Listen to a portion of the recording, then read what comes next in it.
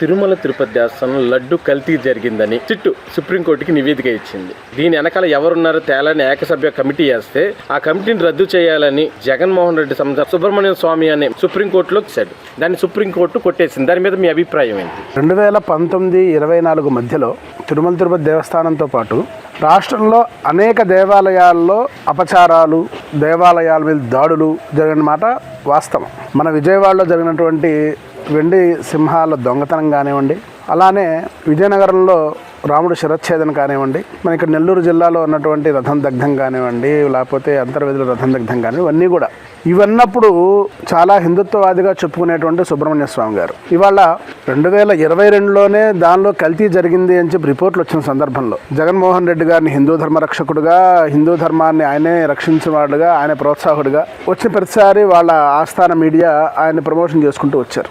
22లో వచ్చినప్పుడు మీరు దాని మీద చర్యలు ఎందుకు తీసుకోలేదు? దాని మీద ఎందుకు మీరు అప్పుడు మౌనం వహించారు? 2024లో లడ్డూలో కల్తీ జరిగింది అని చెప్పి సిట్ రిపోర్ట్ ఇచ్చింది. సిట్ రిపోర్ట్ ఇచ్చిన తర్వాత అసలు ఆ కమిటీనే వద్దని చెప్పి చెప్పడానికి ఈయనెవరు?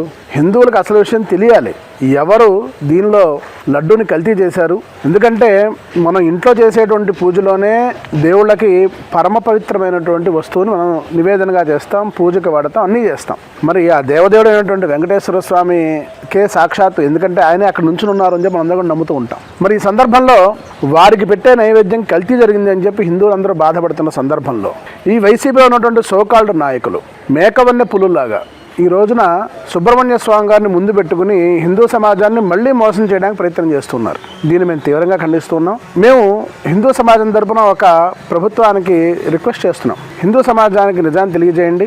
ఇటువంటి ఎంతమంది వచ్చి అటువంటి అడ్డుకున్నప్పటికీ కూడా మీరు వెనకడుగు వేయాల్సిన అవసరం లేదు. ప్రభుత్వానికి హిందూ సమాజం మొత్తం కూడా అండగా ఉంది. తిరుమల తిరుపతి దేవస్థానం అంటే ప్రపంచంలోనే ఆధ్యాత్మికమైన ఒక దేవాలయం. అలాంటి దేవాలయంలో పవిత్రమైన లడ్డూలు కల్తీ జరిగిందని కోర్టులో కూడా నిరూపించిన సరే దాన్ని కాదని మేము చేయలేదు అనే అబద్ధాలు ఆడుతున్న వైసీపీ నాయకులు గాని అయినా సరే ఇది ఒక ప్రభుత్వ కక్ష సాధింపుగా కాకుండా త్రిసభ్య కమిటీని ఏర్పాట్లు చేసి దీంట్లో ఉన్న నిజ నిజాలన్నీ బయటపడాలనే ఉద్దేశంతో ప్రభుత్వం ఆ కమిటీ వేస్తే ఆ కమిటీ మీద కూడా వ్యతిరేకంగా సుప్రీంకోర్టుకు వెళ్లి మాజీ ఎంపీ సుబ్రహ్మణ్య స్వామి అనే ఒక వ్యక్తి జగన్మోహన్ రెడ్డి అనుచరుడుగా ఆయన ఉన్నాడు కాబట్టి ఆయన ఆ కేసుని ఎమ్మటే కొట్టివేయాలని కోర్టు వ్యవహారం వేశారు. ఎమ్మటే కోర్టు కూడా సుప్రీంకోర్టు ముట్టుకాయలు వేసింది. ఎందుకంటే అది నిజమే కాబట్టి అది నిజం నిరూపించాలంటే త్రిసభ్య కమిటీ ఎంతో అవసరం. ఎందుకంటే గతంలో వైసీపీ నాయకుడు వైవి సుబ్బారెడ్డి చైర్మన్ గా ఉండేటప్పుడు తన పిఎన్ ఆధ్వర్యంలోనే ఇవన్నీ జరిగినాయి. గతంలో 2022లో కూడా కల్తీ జరిగిందని చెప్పినా సరే కాసుల కోసం కక్కుర్తిపడి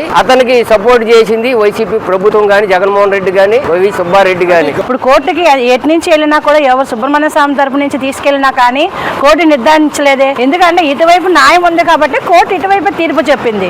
ఇప్పుడు న్యాయం ఎట్లుంటే అట్టే చేస్తాడు కానీ వెంకన్న స్వామి వీళ్ళు ఎన్ని ప్రయత్నాలు చేసినా ఎంత జరిగినా కానీ జరగదు కదండి. దాని వెనక ఉండేది మొత్తం జగన్మోహన్ రెడ్డి గారేనండి, చేసేదంతా జగన్మోహన్ రెడ్డి గారే. ఇప్పుడు లడ్డు విషయంలో కూడా కల్తీ జరిగిందని చెప్పేసి మైసూరు అక్కడ ఉండే ల్యాబ్ లోనే బయటపడింది కదండి. 2022లోనే బయటపడింది. అది అప్పుడు తెలిసినప్పుడు జరగలేదు అంటే మరి అక్కడ ల్యాబ్ లో వచ్చింది. ఇప్పుడు చేయించాలన్నా వాళ్ళే అడిగారు, చేయించారు. అప్పట్లో చేయించినప్పుడు ప్రభుత్వం నుంచి అన్ని విధాలుగా చేసినాక అంత ఇదిగా అవినీతిగా చేసి బయట పడినప్పుడు కూడా మీరు ఇంకా జరగలేదు అని ఏ విధంగా అంటున్నారు మీరు? లడ్డుని ఇంకా దీన్ని తాగదీయాలని చూసేవారిని ఏం చేయాలంటారమ్మా? ఏమండి, వెంకన్న స్వామి దేవుడు అనేవాడు ఉన్నారు. ఇప్పటికీ వాళ్ళు నిజాయితీ పరుల అవినీతి పరుల అనేది బయట పడుతూనే ఉంది. నిజాయితీ పరులు అయితే వాళ్ళకే న్యాయం జరిగేది కదా. అవినీతి పరులు కాబట్టి వాళ్ళకి అన్ని వ్యతిరేకంగానే జరుగుతున్నాయి. కోర్టులో కూడా చంప చెల్లుమన్నట్టు అనిపించినా కూడా వాళ్ళకి బుద్ధి రాకపోతే మనం ఏం చేయలేము. అన్నిటికీ ఏడుకొండల వాడి వెంకన్న స్వామి రాములు ఉన్నారు కాబట్టి ఆయనే చూసుకుంటారు. పాపాలన్నీ మూట కట్టి ఒక్కసారి వాళ్ళని ఎత్తినేస్తారు వెంకన్న స్వామి.